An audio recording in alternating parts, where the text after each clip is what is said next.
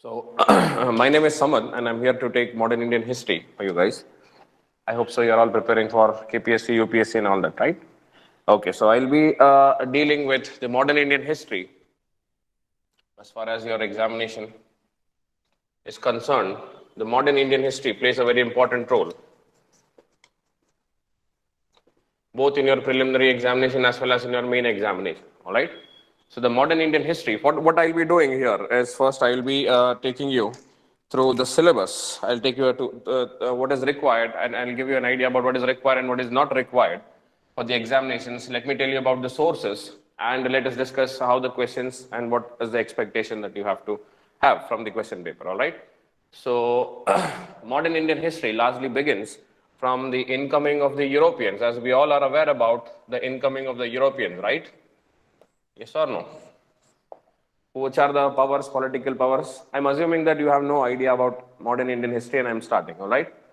Is anyone familiar with modern Indian history? Yes? Any previous attempters? Have you ever given any examination before? All freshers?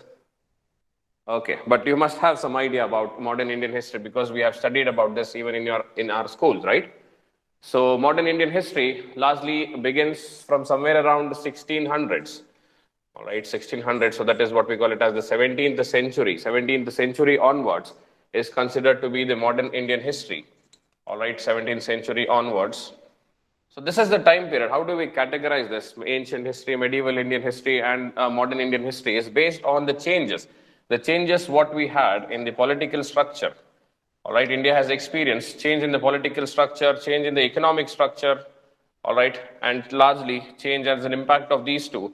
There is a change in the social sector as well of the Indian population. So that characteristic feature we have demarcated as a separate entity in itself.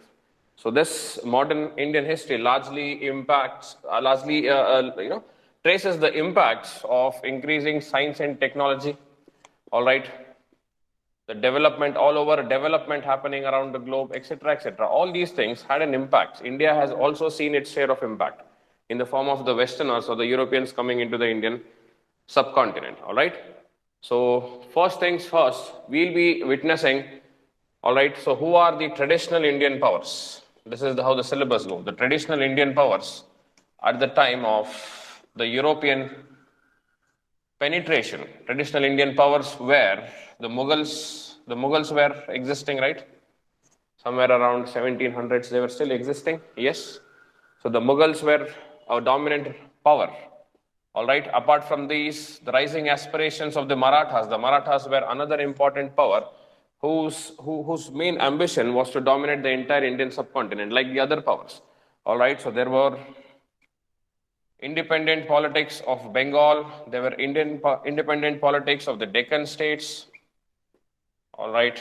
And another prominent player was the Awadh region, the Nawab of Awadh. So these were the dominant Indian traditional powers who had a problem. All right. There was no unity. There was no coordination. Always they always wanted to take each other's share of resources. So that gave an opportunity to the Europeans to step into the Indian dimension. Getting it? Yeah, so the first and the foremost, we'll be talking about the European penetration. A simple discussion on this. European penetration, that how it happened. Who were the powers that came into the Indian subcontinent? So largely it was the Portuguese who came in first. Portuguese, followed by the Dutch, followed by the English and the French. So these were the main European powers who had their presence in India in the same order. All right. Portuguese had come first, followed by Dutch, followed by English, then French. All right. So they came in as trading companies, merchants, etc., etc., and slowly anticipating that the traditional Indian powers are busy themselves, fighting among themselves, all right, competing for the same set of resources, etc., etc. They take an opportunity, and there'll always be a tussle between, all right, between the foreign powers and the traditional Indian powers. The most important foreign power for us over here is English, because of course English has ruled for a longer period of time. So it is largely the conflict of English along with the other powers. All right. How did it deal with the Mughals? How did they deal with the Deccan state, the Mysore state? How did they deal with the state of Awadh? All right. How did they deal with Bengal, etc., and so forth? Marathas, Sikh, all these form a part of your early discussions. All right. We have wars. The Anglo-Maratha War, Anglo-Mysore War, getting it? And the Battle of Plassey and Battle of Buxar. A number of battles, a number of wars have been fought, all right? And the main objective was to establish British supremacy in India. To establish British supremacy. They wanted to establish themselves as a superior dominant power. What is the reason? What is that they wanted to do? Did they want to rule India at that point of time? Definitely not. They were all interested in the trade and commerce. Getting it? We must have heard about the East India Company. Yes or no? This is the company, or this is that institution that had ruled India for a long period of time. This is originally a company involved in trading and commercial activities. What is the main motive? The main motive here is profit. Profit at any cost. Getting it? So to secure this profit, to secure this intention of theirs, they wanted to establish monopoly. Do you understand what is a monopoly? No competitors at all. If I am in the exam, if I am the only candidate writing this exam, there is a monopoly, alwa. I am going to clear this exam at any cost. Getting it? Something like that. They wanted to eliminate all their foreign competitors. They wanted to secure themselves as the most important dominant player, economic player, so that they can secure as much as profit as possible. Getting it? If a commodity comes in the market, I am the only seller, and there is demand. There is demand in the market. So whatever rate I say, whatever rate I fix, definitely whoever has the demand will definitely buy it. So that is what they were trying to do. They wanted to eliminate all their competitors, foreign competitors. Getting it? They entered into a tussle with the traditional powers and they established themselves by 1764. 1764 and 1757 are the two important events. What happened? Battle of Plassey. Battle of Plassey and Battle of Buxar. So this is how they began. This is how they started changing their nature. Once they started controlling the markets, once they started enjoying this monopoly, their ambitions grew. Now they want to establish a political structure, political control over India. Getting it? Having economic control is something different. I am controlling the trade and commerce activities. I am controlling the different dynamics, demand and supply of the market. That is entirely a different story. But occupying a political power is an entire different new story. Getting it? If you occupy a political power, you will get the legitimacy to make law. Getting it? You get legitimacy to make law. You can make laws, rules, and regulations. You can decide the different aspects of human life. So that is what they wanted to establish. And slowly the nature of the company changed. They started controlling the political power by capturing areas. Getting it? And as a next step, once they started controlling different areas, once they wished to establish political structure, they required some organization or some structure of early East India Company and its government.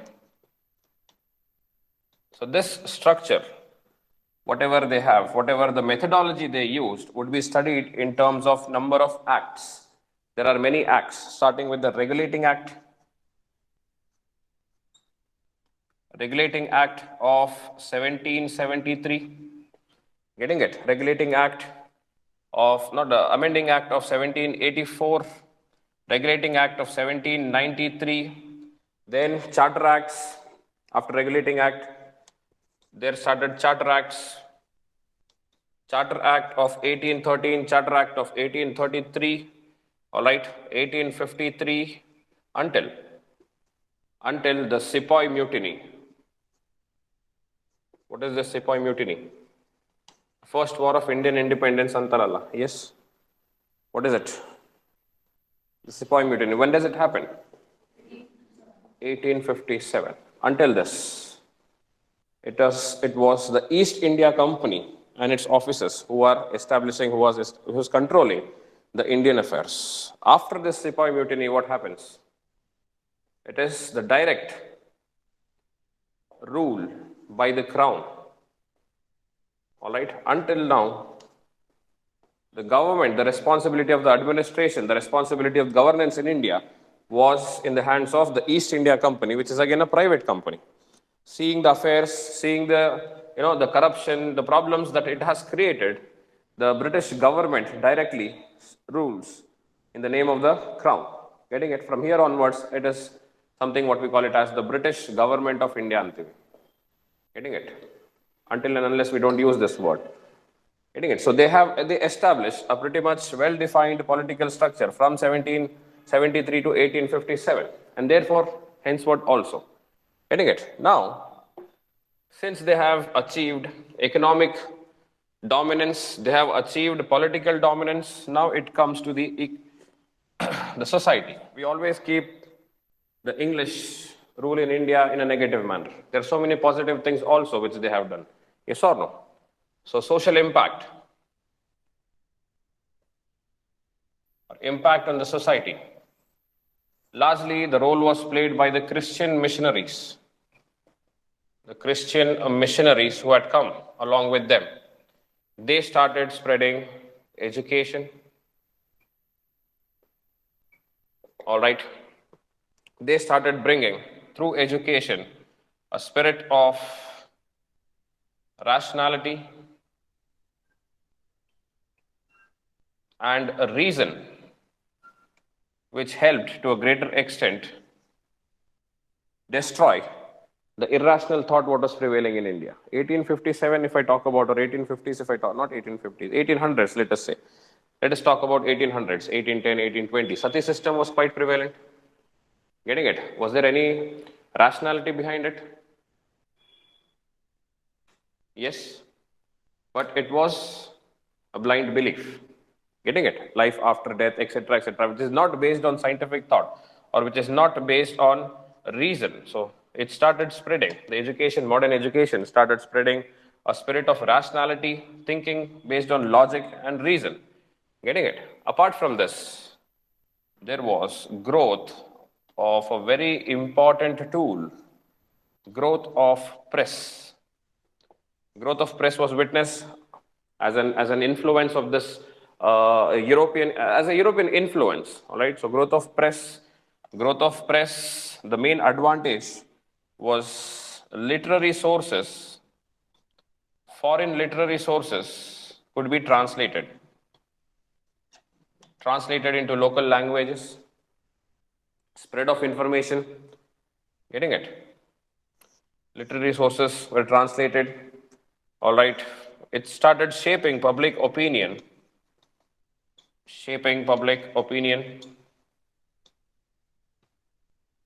Getting it? And to a greater extent, this also started spreading rationality and rational behavior.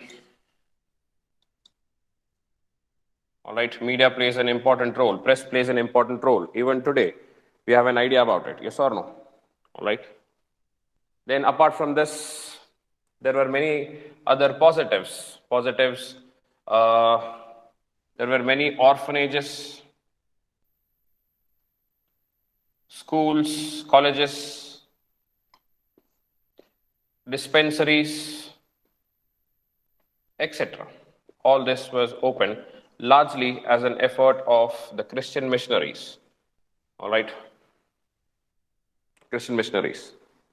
And as an extension of the social impact, there were many reactions to it. There are many reactions to this westernization. There were many reactions to whatever the social changes were being experienced in the form of many socio-religious reform movements. Socio-religious reform movements. All right. The main objective of these movements, these movements I'll take in detail when we discuss about it. These are the movements that have been trying to change the social conditions, trying to uplift the people. At the same time, they're trying to change the emphasis, they're trying to change some of the aspects of religion. So largely it was change of the society as well as change of the religion collectively, which was happening. All right, prominent players who played a role over here was Rajaram Mohan Roy, Ishwar Chandra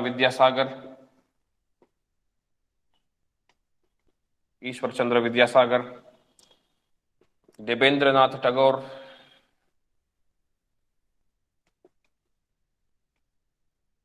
all right, Sir Syed Ahmad Khan, largely deals with Islamic revivalism, all right, Islamic revivalism, change of its religious reform movement, all right, Sir Syed Ahmad Khan, Swami Dayanand Saraswati, etc., etc. Let us not keep listing everything. All right, so these are the players. So all these socio-religious reform movements were leader-oriented. All right. Yeah. What you need to understand over here is that these reform movements by different men had different thinking, had different thought process. Some of them completely vouched for the traditionality. There should be no reforms. There should be originality. Whatever we existed earlier, we have to go back. Whatever is the traditional concept, conservative concept. So they were trying to be conservative. There were many conservatives who resisted any amount of change. At the same time, there were liberal men like Rajaram Mohan Roy, all right, who wanted to bring about a change, a complete transformatory change. While there were extreme elements as well, extreme elements in the form of the Young Bengal group. We'll discuss this in detail. Young Bengal group by Henry Vivian Derozio. They wanted to change the system in a revolutionary manner. Complete setup. They wanted to change. So there were three different streams as far as socio-religious reform movements is concerned. All right. So all we have a obligation to study all of these ideologies, all of these three different ideologies. All right, to assess the impact, to assess the change, whatever has been brought by these movements. They have achieved significant feats. For example, abolition of sati, raise of marriage age for girl child, etc. Things like this. They have achieved, so their achievements must be studied, and followed by an emphasis on the economic impact.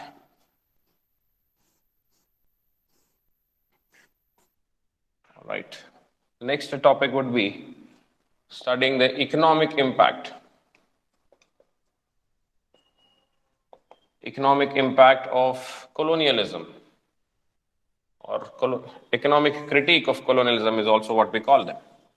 So in this chapter, largely we would be dealing with what is the economic impact, what is the economic cost that we have achieved. So here we are going to analyze the Indian economy in all the sectors, primary sector, secondary sector, and the tertiary sector. All right. So a very important aspect of these foreign companies coming and trading in India and making profit was that it largely transformed India into a source of raw material. Source of raw material. Getting it? What do you mean by source of India being a source of raw material? Excessive emphasis was given on agriculture. Getting it? You need infrastructure, you need water, they'll provide. What is that they're expecting? They are expecting the commercial crops. Commercial crops, also called as the cash crops. Any example? Indigo.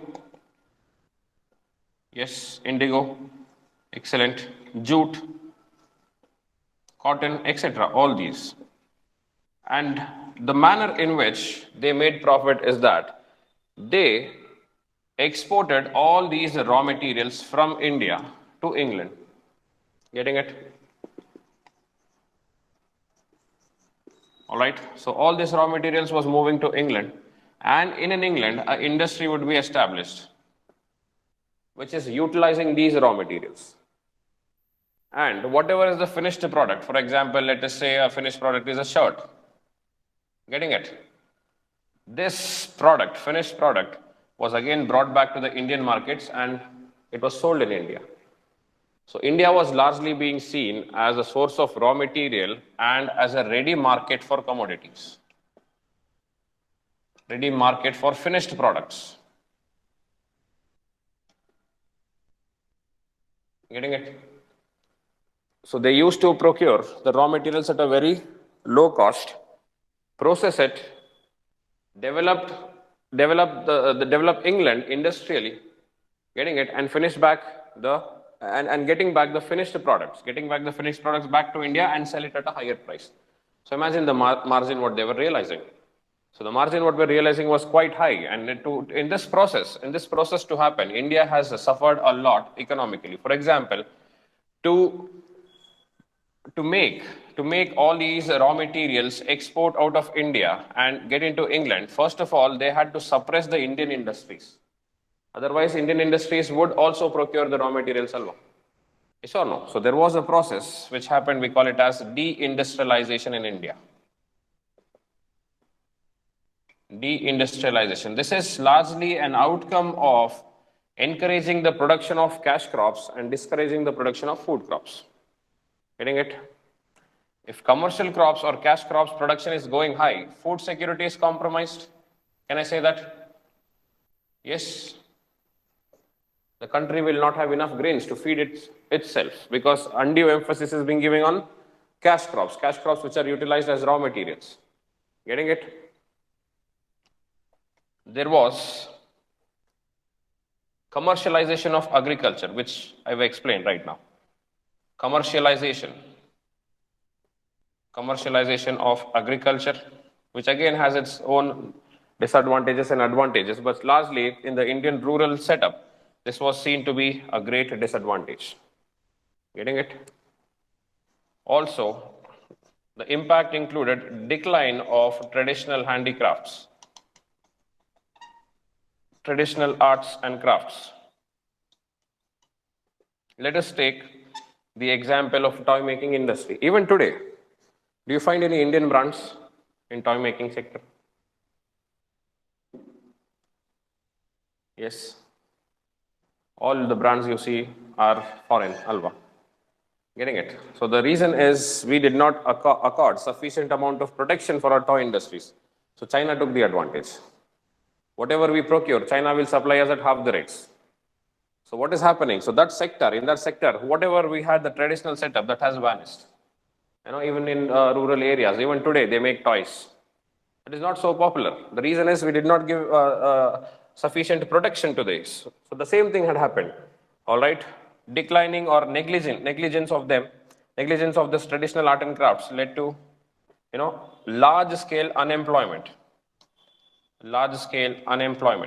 Unemployment was at an all-time high. All right. Deindustrialization was happening. Again, remember, industries are an important employment generators. Getting it?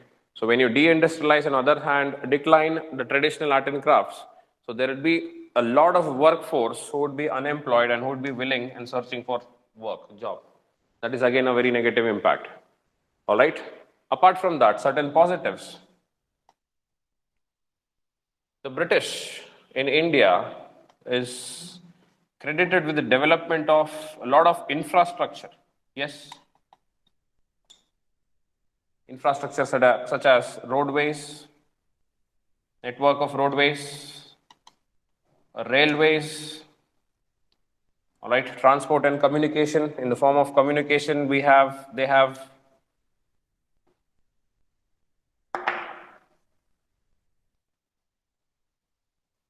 have given to us post, they have given to us a telegraph, etc. So all these are the communication and the infrastructure, the transport and communication infrastructure which they have contributed. This in itself again has created tremendous amount of impact, which we'll see. And in the economic impact of colonialism, we are going to see some of the economic critique of some of the prominent economists back then. All right, we would come across a concept given by Dadabhai Nauroji. All right, he has given an economic critique assessing the impact, that what is the level of impact on economy caused by the British policies. All right. Economic critique by Dadabhai Nauroji and others. There are many others. All right. Justice Mahadev Govind Ranade, etc., etc. As in time, when we're discussing that, I will tell you about it. All right. So impact on agriculture also will include the studies of land revenue settlement. Land revenue settlement. We have different land revenue settlements. We have the Zamindari settlement, the Mahalwari, and the Rayatwari. Spread in different areas. We'll see what is that in due course of time. Land revenue settlement, their problems, their advantages, disadvantages, who proposed them. All right, what was its effectivity? Everything has to be studied. All right. And then regarding the secondary sector, we spoke about industries. Also, along with the decline of the industries, we'll also speak about the growth of Indian industries. The growth of Indian industries.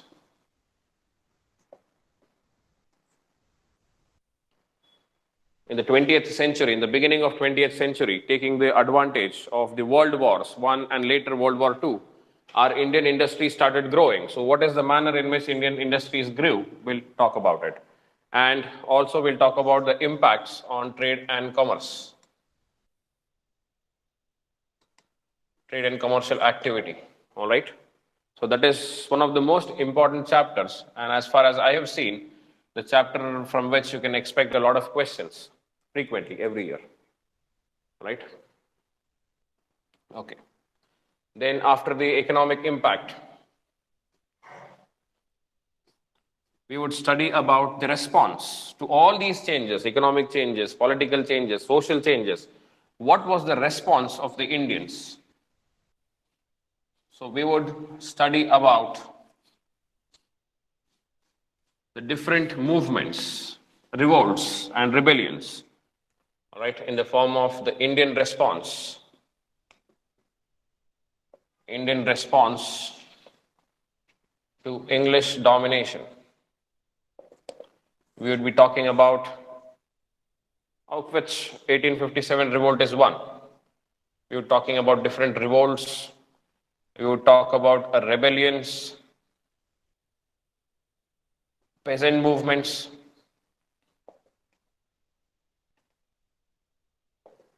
tribal movements, etc.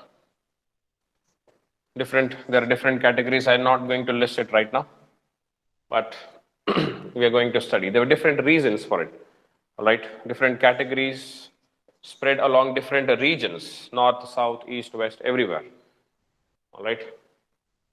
And this rebellions gave to certain extent an idea that if you have to throw out English from India, you have to develop a sense of unity.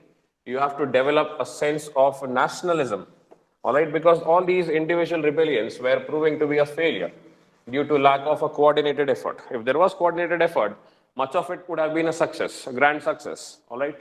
So that thing was felt. There was growth of nationalism.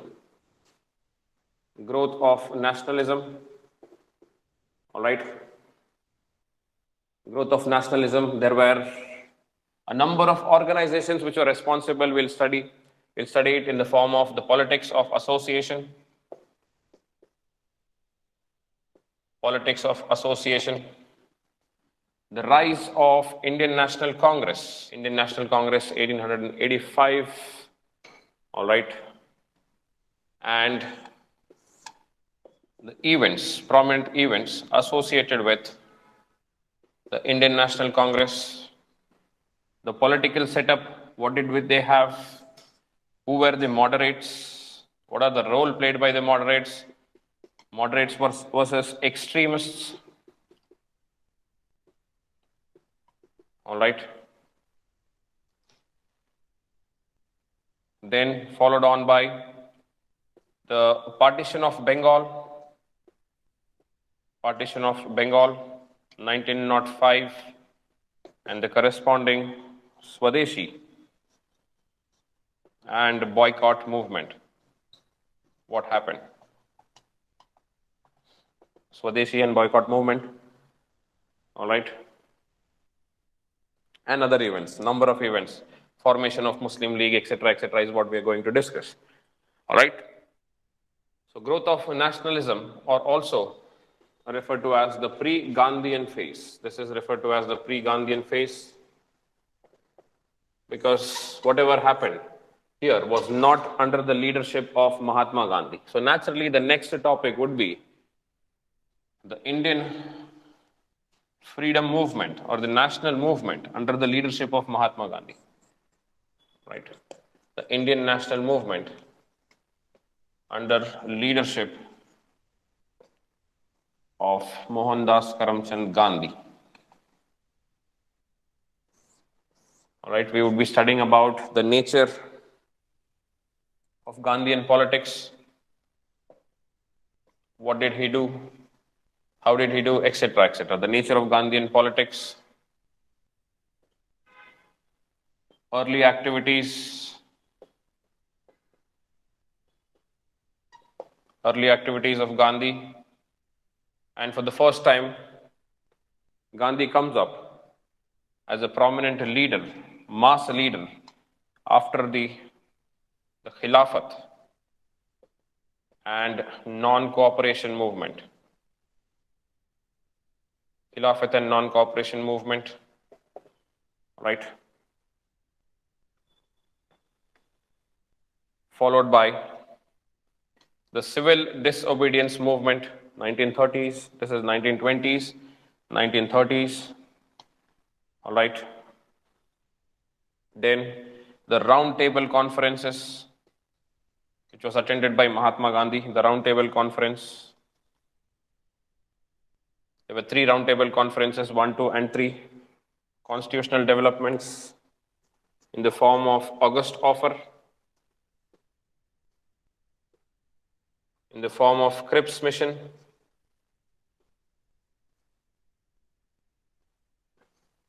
in the form of Cabinet Mission. Finally, it is with the Cabinet Mission 1946 that they get the right to frame constitution without external influence. All right? And followed by the Indian Independence Act. Of course, I would be taking you through a number of acts over here, Government of India Act 1935, but this is the most prominent. The Independence Act 1947, Partition of India,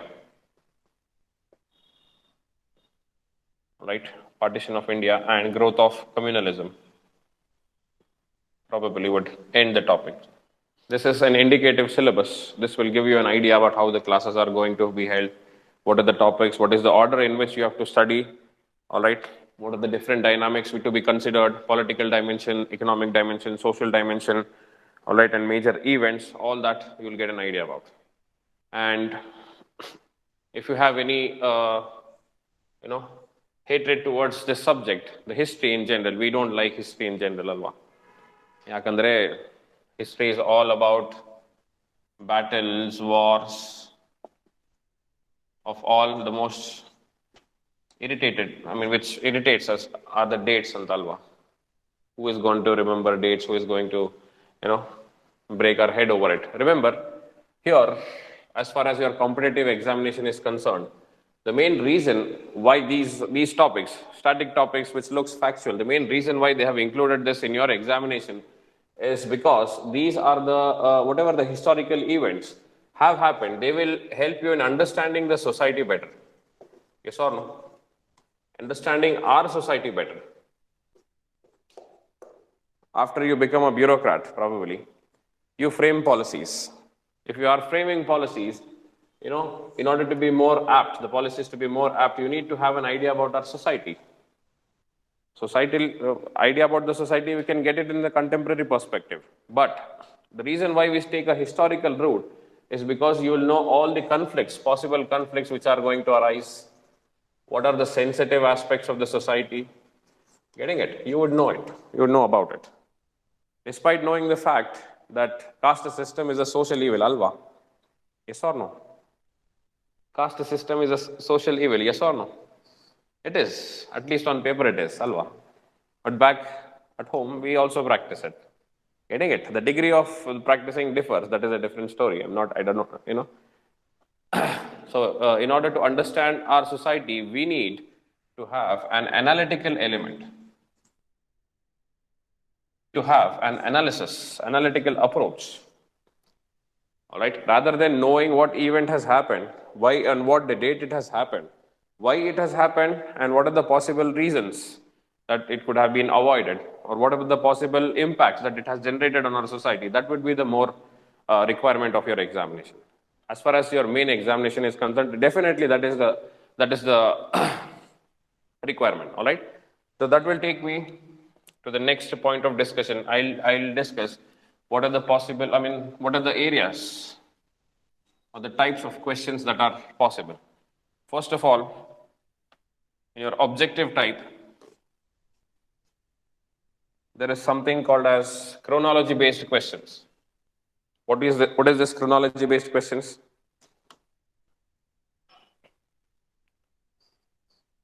Two events or a number of events, let us say A, B, C, and D, a number of events have happened at different time intervals. You should know that A has happened before B. Getting it? C has happened after B. So a collective relationship as far as time is concerned is what you need to remember. No one is going to ask you, civil disobedience movement has happened on what date? Definitely not. Getting it? But you should know that civil disobedience movement has happened after non-cooperation movement and before Quit India movement, 1942. Those are the things what I'm talking about. It's not as easy. It is quite complicated. And the second area of question will be on personalities, key personalities. All right, key personalities, of course. Mahatma Gandhi is a key personality. Nehru is a key personality. Getting it? Raja Ram Mohan Roy was a key personality.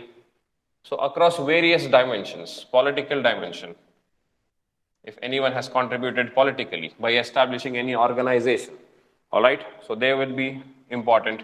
Anyone who has contributed to the economic sphere, Dadabhai Naoroji, or someone like that, all right, and at the same time, the persons, the leaders who have contributed to the social setup, Raja Ram Mohan Roy, Sir Syed Ahmad Khan, let it be any one of them. All right, so they will naturally be important. Personality-based questions. And third, these key personalities are always associated with organizations of their own.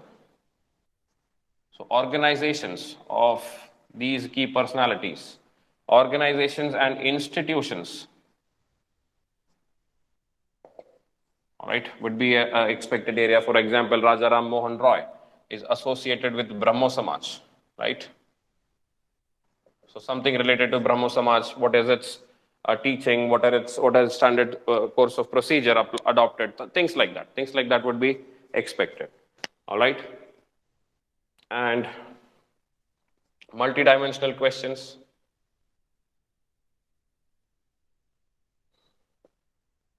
Multidimensional questions. That means there are multiple dimensions. So these kind of questions will try to interlink your ancient Indian history with that of medieval, or medieval Indian history with that of modern. All right, a sense of interrelationship would be established in the question. So that would be a multi-statement question sometimes. All right, sometimes two-statement questions, etc., etc. All right.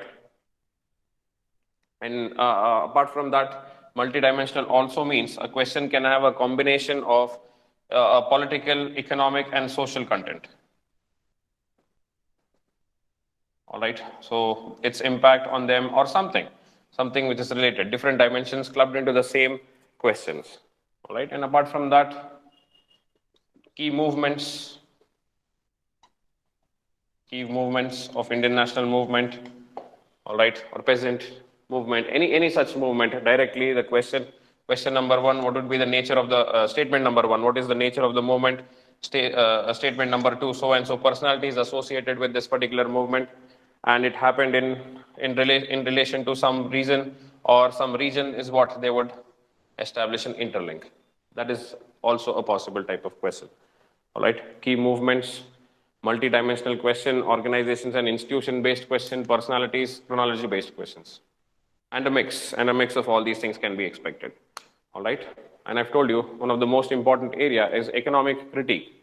So economic critique of colonialism, and largely given by some key personalities, would be directly copy pasted in your questions.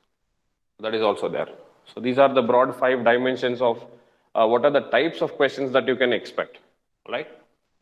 So apart from this, what do you need? What do you need is certain books, certain sources. We will talk about some reference material, what you need to have. First of all, you need to have access to the previous year questions. Previous year questions, get it from a question bank, get it from a bookstore, get it from internet, wherever you find it. All right. The main objective is that it will be repeated. At least I have seen that trend. Of all the questions asked in history, if I take that to be 100%, approximately 60% of that has been repeated. All right. Once if I study all the previous year questions, I will have an idea about 60% of the questions which are appearing, at least the area. Second thing, you will get an idea of actual exam. Yes, because the paper previous year andre, whatever examination you are going to write, so that is what they themselves have said it. So you will have an idea about the actual exam. So you'll have an idea about the standard.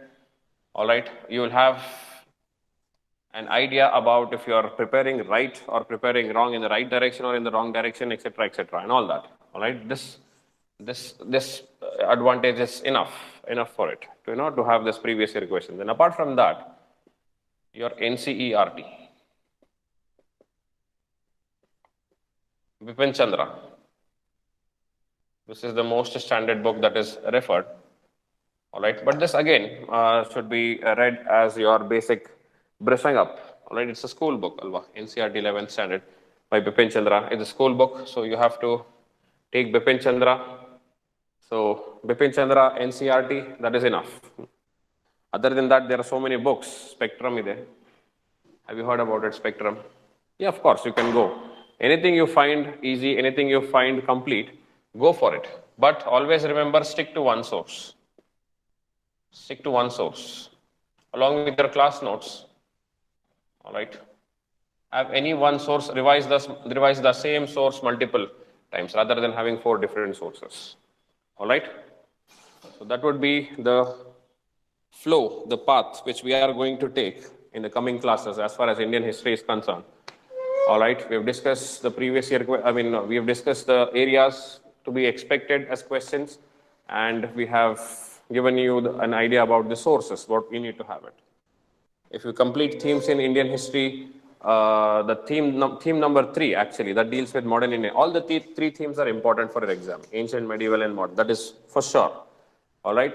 So if modern Indian history deals with the theme number 3, so I will ask you to go through that, and Bipin Chandra if possible. If not, it's your choice. You can go for Spectrum also. Spectrum is quite huge. Complete source of information if you can deal with.